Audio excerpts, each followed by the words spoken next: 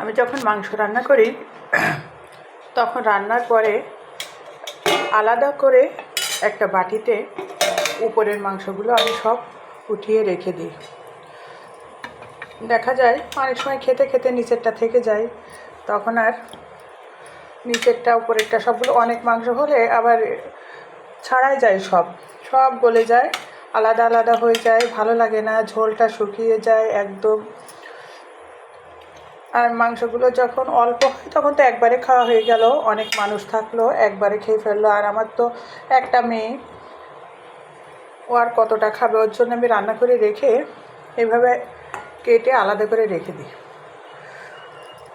ও একটু বেশি করে ঝোল পছন্দ করে, ওর জন্য আমি ঝোল দিয়ে আলাদা করে রেখে দিলে ও 2-3 বার খেতে পারে।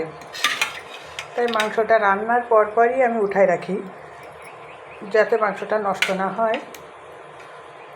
আর ওর জন্য আলাদা করে উঠায় রাখলে আমার একটু টেনশান কম থাকে, ও যখন তখন নিয়ে নিয়ে খেতে পারে।